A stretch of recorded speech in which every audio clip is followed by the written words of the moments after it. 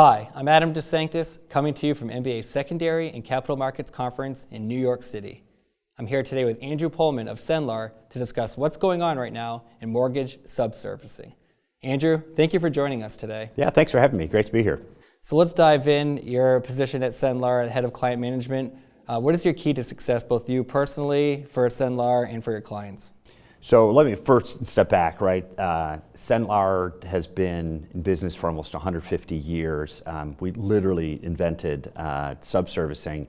And so it really is kind of at the core of what we do. And because we represent so many different types of organizations, from banks, credit unions, IMBs, MSR investors, we are really kind of covering the whole landscape of mortgage lending, and we're a reflection of those brands within their organization. So every day what we're spending time is just this maniacal discipline on how do we take care of their homeowners, and how do we also create a platform for organizations where they've made a decision for a variety of reasons, which we can talk about, why they've decided to turn to us for subservicing.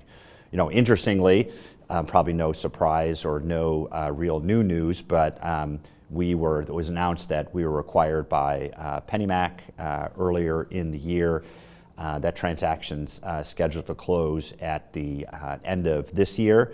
And what we're excited about that is it really takes a combination of two great organizations. One, our longstanding expertise in subservicing, and connects it with their expertise and their commitment to technology. So it's a great lockup, but I think it'll mean even greater things for our clients and their homeowners. Andrew, there's a lot going on in the market right now. We've seen rates go up the last couple of weeks. Why should companies consider subservicing right now? Yeah, and I would say it's probably becoming even more of a good reason to subservice. The first thing I'd mention, there's a great white paper that Richie May wrote, which we reference from time to time, really looking at what are the pros and cons of subservicing. And probably the first one that comes to mind is scale, right? It used to be that to determine if you wanted to become a subserver or use subservicing, it was probably in that 200,000 to 300,000 loans or homeowners that you're managing that you could rationalize doing it yourself. Now, with the demands on regulatory oversight, on homeowner experience, now it's probably pushing on the even higher end of the spectrum of high six digits on what it would take to profitably manage a servicing shop. And again, it's the ever widening growth of regulatory oversight, which clients turn to us.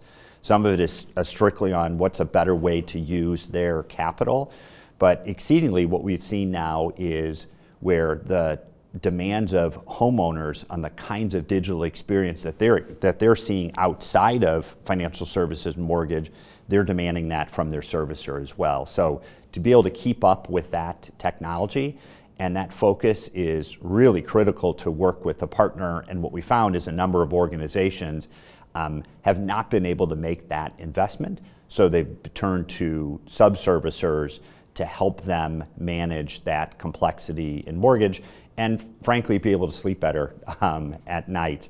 The other thing, in fact, is just something that came up in the last couple days. We heard a client refer to Cenlar as a verb, so to Cenlar their business, which is great flattery for us that it's now become almost a model within the industry on how do you take your servicing operations and move it into an environment that's very cost effective, can help you manage risk, and also create great homeowner experiences. Yeah. You talked a moment ago about scale. Why does that matter so much in our industry? Yeah, so a couple things. One, just the math, right? Being able to spread out fixed costs across a lot more units.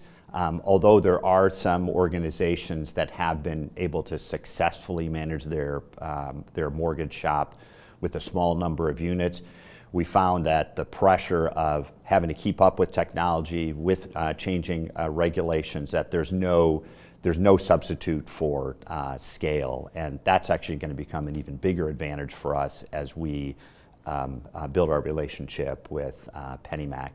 Probably the other thing is just we know that mortgage is a just ridiculously cyclical business, and trying to keep up with those spikes in volume, both new inflow, potential outflow, being able to manage recapture, even times during the month or each quarter around escrow changes. Those are the kind of things that we found that organizations have tried to manage, and it's just a really great reason to subservice. And right, that change I don't think is coming to an end anytime soon. So we've seen this, both flight to quality and flight to organization that can help them manage scale and be more efficient, right? Make money the way they can best do that, which is typically on the origination side, and allowing us to manage the servicing burden for them. We've seen the last couple of weeks, rates are kind of ticking up a little bit. So what are you hearing right now from your clients and what they're doing with their customers? Yeah, it's kind of a story of a couple different tales. We've seen some organizations that have continued to see great growth, and we've been able to benefit from that. We've also seen ongoing consolidation, so a number of our clients acquiring partners to give them the scale on the origination side. There's clearly no question that there is some pain within the industry where rates are, but most of our clients, right, working with us as a subservicer allows them to deploy capital in other ways that are more effective for them, and frankly, where the margins are a little better on the origination side. Our industry, we're always using technology, and certainly, these last couple of years with AI and everything else going on, what are some innovative things that Cenlar is doing right now? Yeah, so first let me talk about kind of our approach, right? We don't look at AI just for AI's sake, right? It's the two letters get thrown around a lot. So we have a very thoughtful process. And again, keep in mind, we're doing this on behalf of our clients and on behalf of their homeowners. So a very thoughtful process on how we're trying to approach that.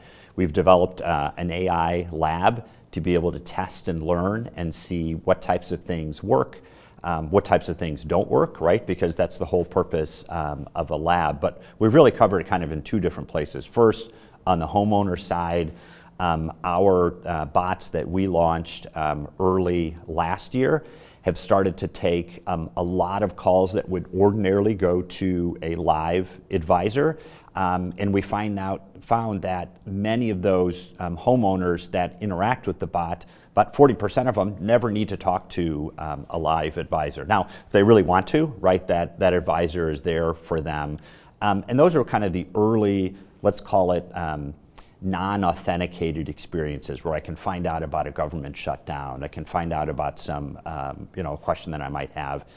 Earlier this year, we moved into an authenticated space as well. So now we have more of a conversational tone with consumers where they can ask a question. It might be on an escrow change, and the answer is very specific to them, right? The reason your escrow changed is because your insurance premium increased by $1,000. So those, again, the more customized, the more one-to-one those interactions are, the less likely someone needs to speak to an advisor. And frankly, they can get done quicker and they can move on to something else.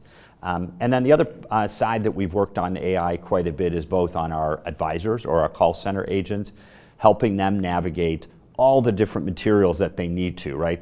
A question is not always a simple response. It might be hundreds of documents that they need to reference to understand. So we've used AI to help consolidate that. We use it to capture the transcript of the call so they can focus in on a conversation rather than having to type it out. And on the operational side, we're also starting to use that to make sense of all the new regulations, the hundreds of new regulations that come in every month, and helping translate those into new processes or new procedures, which, by the way, a lot of our clients are finding they're having difficulty keeping up with this ever-growing flow of regulatory changes. So perfect AI use case, but definitely a thoughtful approach because we want to make sure that because we are representing our clients, that we're doing it in a way that will honor their brand and build great homeowner experiences. When federal steps back a little bit, what we've seen is the states that ramp up. So right. Those are good examples right there. Andrew, I've really enjoyed this conversation. Thanks for joining us here today in New York City. Great, thanks for having me.